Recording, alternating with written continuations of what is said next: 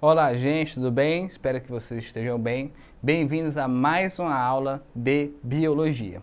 Lembrando que os outros conteúdos estão disponíveis dentro da nossa plataforma EduqueAC e também recapitulando que a gente está vendo cada conteúdo pela sua disciplina, mas que na hora do Enem, pensando no Enem, você não vai encontrar lá no caderno de prova Biologia. Então vai estar tudo dentro da grande área de ciências da natureza, que compõe além de biologia, química e física, tudo bem? Na aula de hoje a gente vai trazer o tema evolução. Esse tema é muito contraditório, mas muito mais porque as pessoas estabelecem ou criam alguma resistência prévia a ele e acabam interiorizando isso.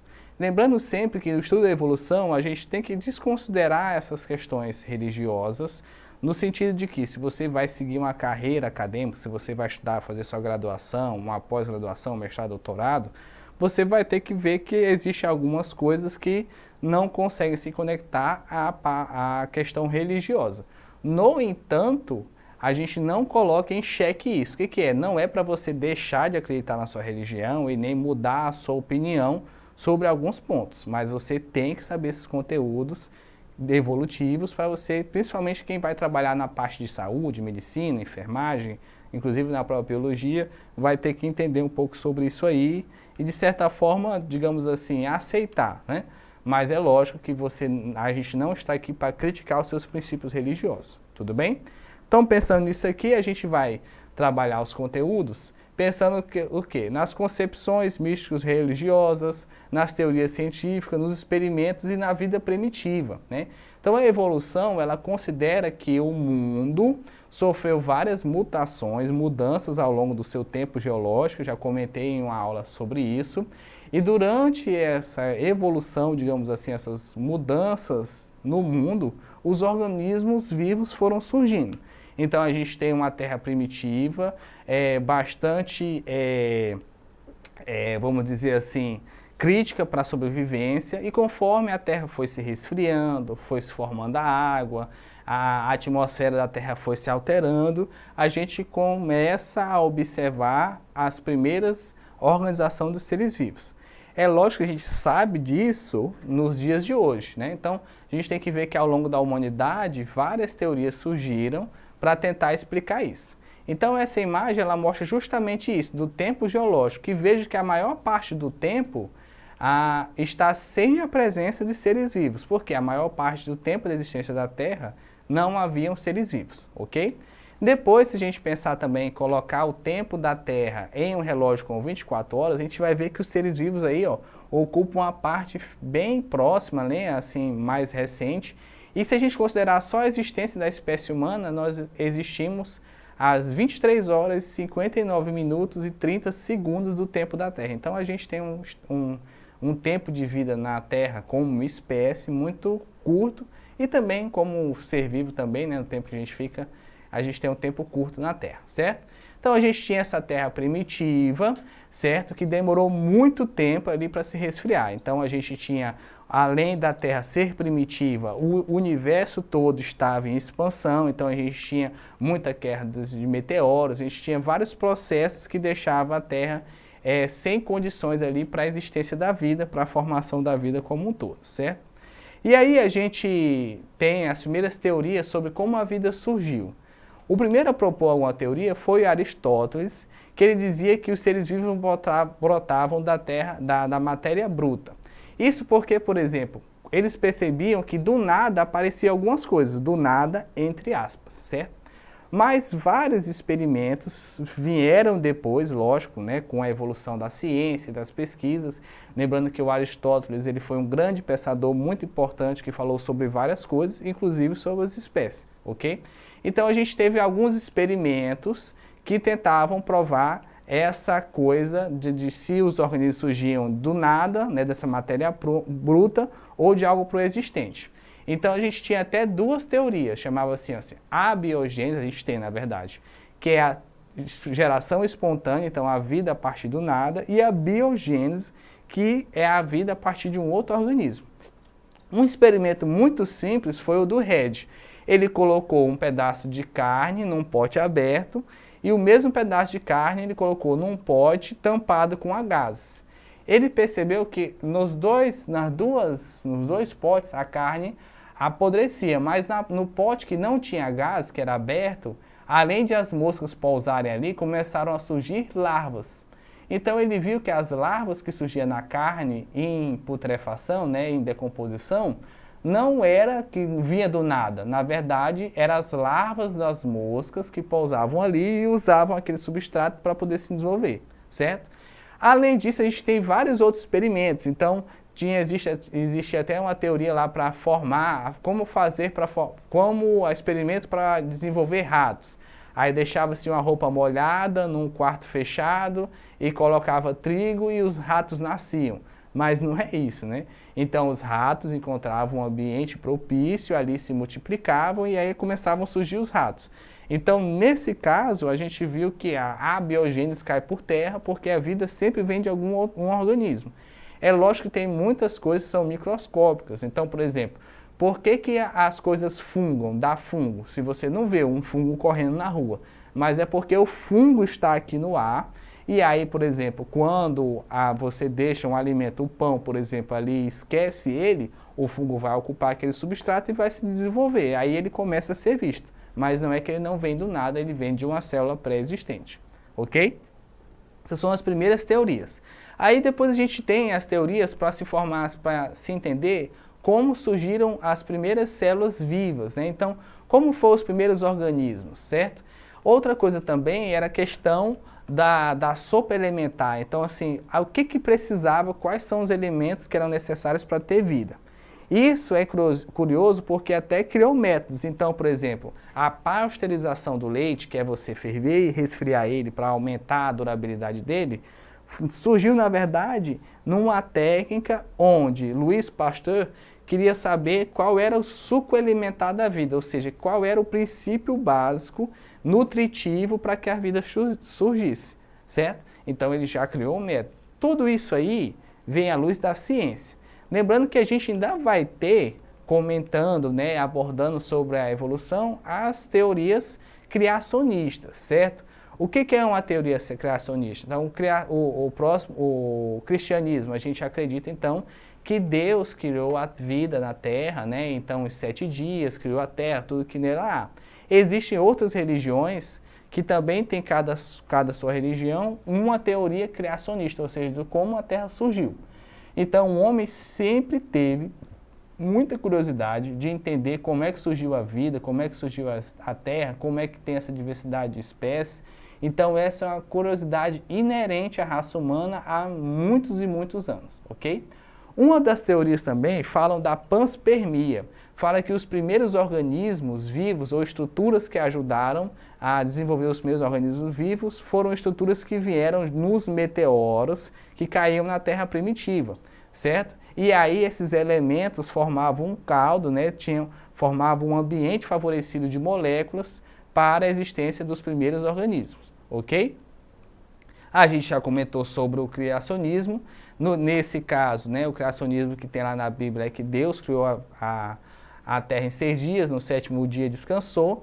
E também, dentro do criacionismo, a gente tem uma teoria chamada fixismo, ou seja, se Deus criou tudo que existia na Terra naquela época, no momento da criação, então tudo aquilo existe tal qual foi criado até os dias de hoje. Então, não houve evolução, ou seja, as espécies não se adaptaram, não buscaram, enfim, não foram selecionadas naturalmente. Então, o fixismo é isso, é que tudo aquilo que foi criado naquele momento da criação divina se mantém intacto até os dias de hoje, ok? Então, a gente tem até a pintura de Michelangelo aí, que simboliza o livre-arbítrio, né? Uma pintura muito grande, muito bonita.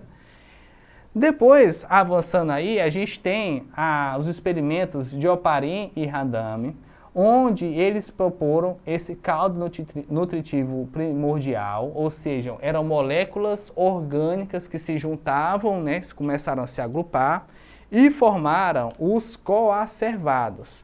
Então, as primeiras estruturas vivas, né, digamos assim, a existência da vida era em forma desses coacervados, que eram, então, moléculas, né, principalmente de proteínas, que agrupavam-se e desenvolviam alguma coisa em comum ali.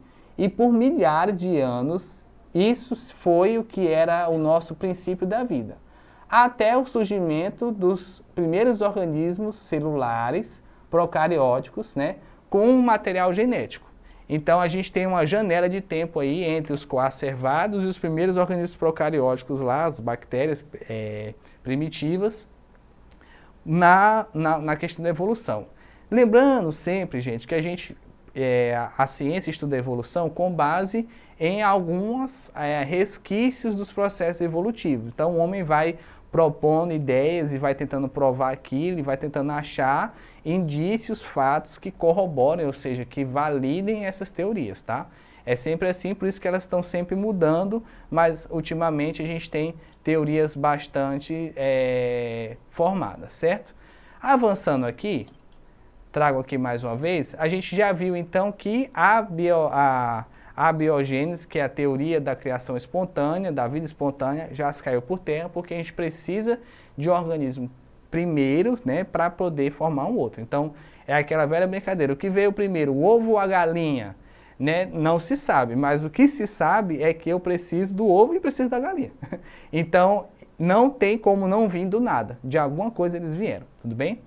E aí, a partir então que a gente consolidou que a vida é biogênese, ou seja, um organismo só vem a partir de outro, a gente tem duas hipóteses para o início da vida também, que são os primeiros seres heterotróficos, ou seja, que esses primeiros organismos eles não tinham a capacidade de produzir o seu próprio alimento, então eles consumiam moléculas que estavam disponíveis, certo?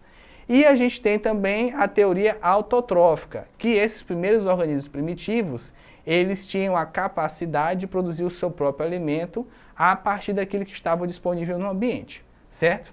Então nós temos também o destaque para essas duas teorias. Avançando, né, dando um salto, a gente tem as nossas primeiras células eucarióticas. Lembrando que a célula eucariótica é aquela que vai ter um núcleo organizado. Além disso, células eucarióticas têm muita presença de organelas citoplasmáticas, vamos lembrar de citologia. Isso permite que ela tenha várias funções, cada organela vai desempenhar uma função. Então, o surgimento das células eucarióticas é um passo evolutivo muito importante, porque permitiu que esses organismos, ainda unicelulares ou até pluricelulares mais primitivos, conseguissem desempenhar várias funções e usar de diferentes formas o ambiente. Aí você já tem um salto evolutivo muito grande. Lembrando que a maioria dos organismos vivos, eles vão estar dentro dos organismos eucarióticos, com núcleo organizado, isso porque vão ter um material genético também mais sólido, isso também é um passo evolutivo significativo, pensando principalmente na hereditariedade. O que é isso, professor? O primeiro termo técnico aqui na evolução é a capacidade do organismo passar suas características para os seus próximos descendentes, ok?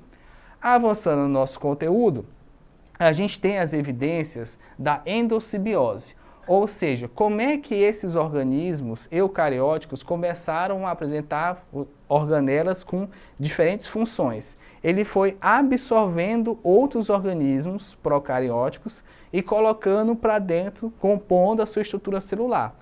Ok? Então ele foi usando habilidades que já estavam disponíveis em outros organismos, absorvendo-os e colocando eles dentro da sua célula, e aí isso começou a ser passado às próximas gerações. Isso é um passo evolutivo, é uma teoria muito importante, porque se for considerar só o organismo promovendo isso, talvez não seja possível, né? Então, essa parte da endossimbiose, durante o processo evolutivo, muito interessante para você estudar.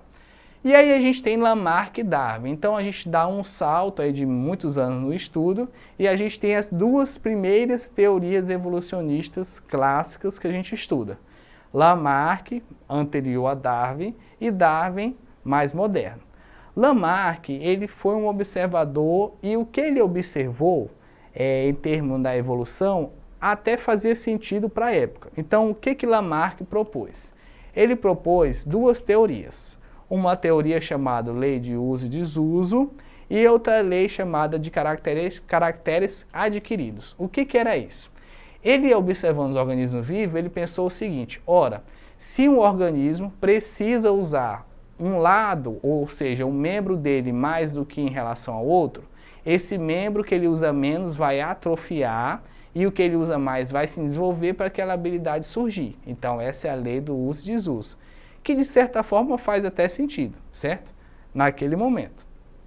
E depois ele dizia o seguinte: depois que esse organismo começa a desenvolver um membro em relação ao outro, essa característica mais desenvolvida já vai nascer nos seus filhos, entendeu? Já vai nascer nos seus descendentes, que é a lei das características adquiridas. Então o organismo adquiriu uma característica nele e essa característica ele passou para a sua próxima geração. No exemplo das girafas, que é clássico, então de acordo com Lamarck é o seguinte: as girafas tinham o pescoço pequeno e conforme elas foram forçando o pescoço delas para pegar os brotinhos mais altos das árvores, essa característica foi alongando, né, esse hábito foi alongando o pescoço, e aí também as próximas gerações das girafas nasceram já com os pescoços alongados, ok? Então, de acordo com Lamarck, a gente tem isso aí. Isso durou muito tempo, até chegar Darwin e propor a seleção natural. Então, quando Darwin vem e propôs a seleção natural, ele disse o seguinte: ora, girafas primitivas, ou seja, as girafas mais antigamente, todas tinham variações de pescoço, umas menores, outras maiores. E aí o ambiente selecionou aquelas que tinham os pescoços maiores, porque elas conseguiam sobreviver mais em relação aos dos pescoços menores. E a característica ter pescoço alongado se perpetuou por várias gerações até se aprimorar. Entenderam a diferença? Lamarck diz o seguinte: que o organismo ele força a adaptação dele. E Darwin diz o seguinte: ora, o ambiente escolhe o organismo mais apto, que nem sempre é o mais forte, é aquele que consegue se adaptar melhor às características ambientais, e essa seleção, que é natural, ou seja, que um ambiente natural coloca, vai escolhendo esses organismos.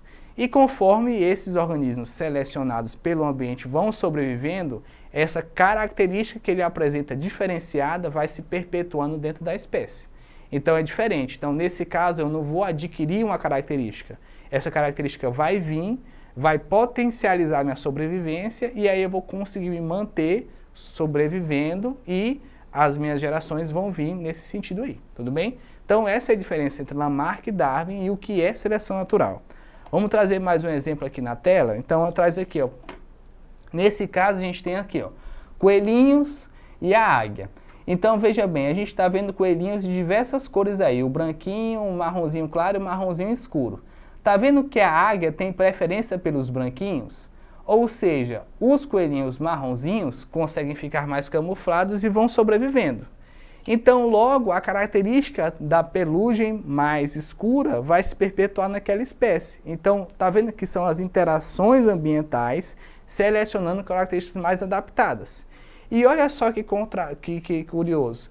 Pode ser também que depois de um tempo, quando a pelugem branca se extinguir dentre os coelhos, eu vou ter que forçar o meu gavião, a águia aí, a ter uma nova habilidade, ou seja, a habilidade de também identificar os coelhinhos de coloração amarronzada. Porque se ela não desenvolver essa habilidade, ela não vai conseguir caçar, concorda comigo?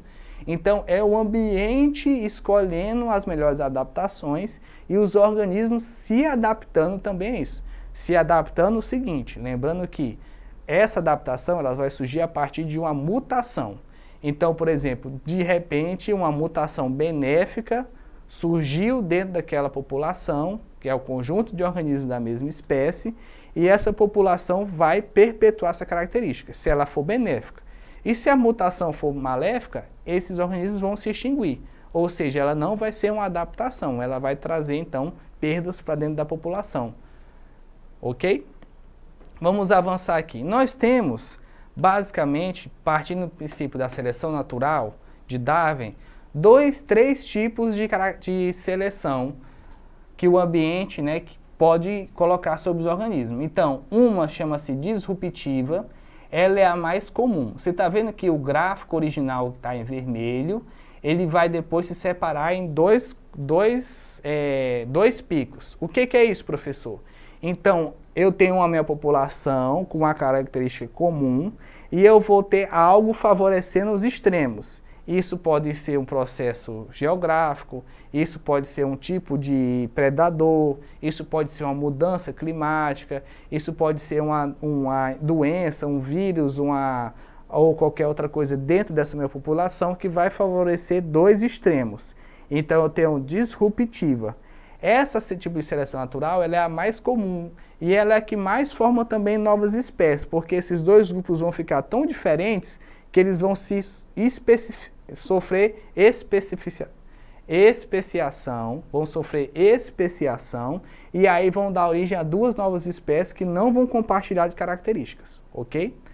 Quando eu tenho uma seleção estabilizadora, você está vendo aí, eu tenho o gráfico em vermelho original, favorecendo então a minha média, ou seja, o meu centro. Então, na estabilizadora, eu vou aumentar a minha característica para a média da população. Eu vou concentrar naquela característica média. E eu vou ter a direcional. Olha só, o gráfico antigo e o depois. Aí, um antigo em vermelho e o depois em azul.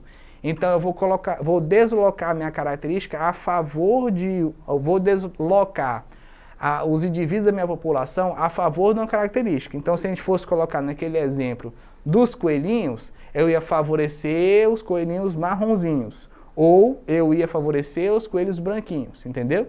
Então, a disruptiva eu quebro a minha população em duas partes, separando os extremos. A estabilizadora eu favoreço a minha média, e a direcional eu vou impulsionar a direção de uma característica dentro da população, uma característica mais extrema ou outra característica mais branda. Vai depender daquilo que está impulsionando os processos de seleção natural. Eu vou ter também duas formas das espécies surgirem. A partir de características consideradas gradualismo, ou seja, com o passar do tempo a gente vai ter mudanças graduais dentro das espécies, ou eu vou ter o equilíbrio pontuado, ou seja, eu vou ter momentos onde as espécies vão sofrer uma situação onde elas vão se diferenciar naquele momento. Além disso, eu posso ter tipos de especiação caracterizado de acordo com a minha seleção natural. O que é isso, professor? A especiação, como eu já comentei, é o processo de formação de uma nova espécie. E aí eu posso ter do tipo alopátrica, que é quando eu separo os dois grupos. Como é que eu vou ter uma especiação alopátrica? Na seleção disruptiva, onde eu vou favorecer dois extremos e aí eu vou ter uma quebra, né, na média da minha população. Isso pode ser, por exemplo, causada pela uma diferença entre o isolamento, né, de dois grupos. Então, por exemplo, um terremoto ou então um rio surgiu no meio da mata e separou dois grupos de macaquinhos. Então, ali eu vou ter um tipo de especiação alopátrica. Eu vou ter parapátrica, é quando um grupo dessa minha população ele vai ocupar um novo habitat, não por força ambiental, mas por própria migração, e ele se adapta tanto a esse novo hábitat que ele se especia, ou seja, ele forma uma nova espécie. Eu vou ter a parapátrica, que é quando algo acontece dentro da minha população, que eu começo a apresentar variações, principalmente considerando ocupação de um novo espaço. E a simpátrica é quando eu tenho uma mutação dentro do mesmo grupo, né? Então o grupo está fechado, mas alguns organismos daquela população começaram a apresentar algumas mutações e se especiaram, ou seja, formaram novas espécies, sem ter um deslocamento extremo, sem ter uma grande separação entre os dois, ok? Então lembra só, eu tenho os tipos de seleção natural e eu tenho os tipos de formação de espécies. Esses dois conjuntos estão dentro e influenciados pelo processo de seleção natural, beleza? Para avançar aqui, eu trazer um próximo slide para vocês, eu tenho a questão da variação, hereditariedade, da reprodução e do fluxo gênico. O que é isso, professor? É o seguinte, para que aconteça evolução, eu preciso desses princípios.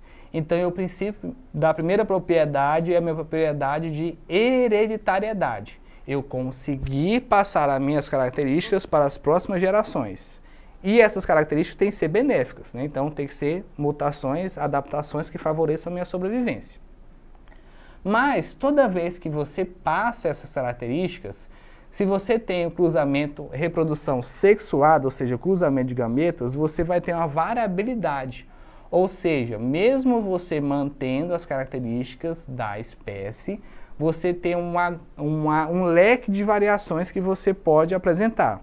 Vou dar um exemplo na sua casa. Então, digamos que você olhe para o seu papai, para a sua mamãe e para os seus irmãos e você vai identificar o seguinte: você parece um pouco com seu pai, você parece um pouco com a sua mãe ou com seus avós, com seus tios e com seus irmãos. Mas você é diferente, a não ser que você for gêmeo, né, gêmeo idêntico. Mas mesmo assim, tu vai ter uma diferença de personalidade.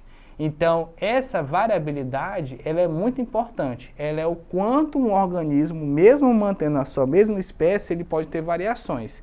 Porque isso permite que o organismo explore suas habilidades, igual a gente. Vai ter gente que vai correr melhor, vai ter gente que vai ser melhor nos estudos, vai ter gente que tem mais habilidade em tocar um instrumento, vai ter mais gente que vai ter habilidade na escrita ou numa atividade braçal, enfim. Cada um vai ter uma habilidade diferente e ele pode explorar isso. Então, isso é a variabilidade. Mas todos nós vamos continuar sendo seres humanos, né? No caso, avaliando dentro da nossa população dos seres humanos. Ou seja, a gente mantém a hereditariedade. Além disso, a gente tem as questões reprodutivas, né? Que existe uma tendência da gente até se atrair pelo aquilo que é diferente. Por quê? Porque isso aumenta a minha variabilidade. E eu tenho um outro processo muito importante que vai influenciar também na evolução, que é o fluxo gênico. O que é isso, professor? É o quanto uma característica vai estar variando dentro das populações. Lembrando que populações são um grupo de organismos da mesma espécie. Então vamos dizer assim, ó, se eu tenho dois grupos de macaquinhos separados por uma distância muito grande, mas eu consigo, de vez em quando, que um desses macaquinhos, alguns indivíduos desses grupos, eles ainda vão para um lado e para outro. Eu tenho uma locomoção ali, eu tenho um processo de migração e emigração. Então, nesse caso, eu garanto meu fluxo gênico, concorda? Eu garanto que organismos daqui vão para cá e vice-versa e trocam informações genéticas, se reproduzem, ok? Quando eu isolo o meu fluxo gênico, ou seja, quando para de haver trocas gênicas, ou seja, reprodução entre dois grupos que estão separados por uma distância geográfica, por exemplo, ao passar dos anos, de milhares de anos, a gente tem uma especiação, porque esses grupos vão ficar tão isolados que eles vão só começar a compartilhar características entre eles e eles não vão se reproduzir mais. Lembrando que a principal característica do processo de formação de novas espécies é você não conseguir mais que esses organismos se reproduzam. Tudo bem? Então, o fluxo gênico ele é muito importante. Quanto mais fluxo gênico eu tenho, mais poder de variação e hereditariedade eu vou ter, porque eu vou ter novas características genéticas sendo inseridas dentro daquele grupo. Quando eu perco isso, eu aumento as chances daquele grupo se estabilizar. Pode até acontecer problemas relacionados a esse grupo se relacionar tanto, se cruzar tanto e ter tanto parentesco que começar a apresentar doenças, por exemplo. Isso pode ser um problema. Ou eu posso ter o processo de especiação, né? Então, quando essa separação se perpetua por muito tempo e esses organismos, mesmo assim, conseguem sobreviver, beleza? Para finalizar a aula de hoje, vou deixar aqui uma questãozinha para vocês do Enem do ano passado, que falava o seguinte: o povo mimético, que é mimético, professor? Que consegue imitar várias coisas, né? Apresenta padrões cromáticos, ou seja, de luz e comportamento muito curioso. Frequentemente muda de orientação dos seus tentáculos, assemelhando-se a animais. Aí ele tem as imagens, não sei se você consegue ver, ele consegue imitar o peixe-linguado, o peixe-leão e a serpente-maria, mesmo sendo o mesmo povo. Então, na imagem, a gente tem aí os organismos e as adaptações que o povo apresenta. Então, ele pergunta aí, do ponto de vista evolutivo, a capacidade apresentada se estabeleceu porque os povos se originam do mesmo ancestral? Não. Então, polvo é molúsculo, peixe é uma coisa, serpente marinha é outra, enfim, tem variações aí. Passaram por mutações similares? Pode até ser, mas a gente tem tempos, né, evolutivos diferentes. Observaram esses animais em seu nicho ecológico, ou seja, o povo ficou analisando esses organismos aí, imitando eles? Talvez essa habilidade cognitiva não tanto, né? Então, isso a gente pode observar mais nos seres mais evoluídos, por exemplo, na gente.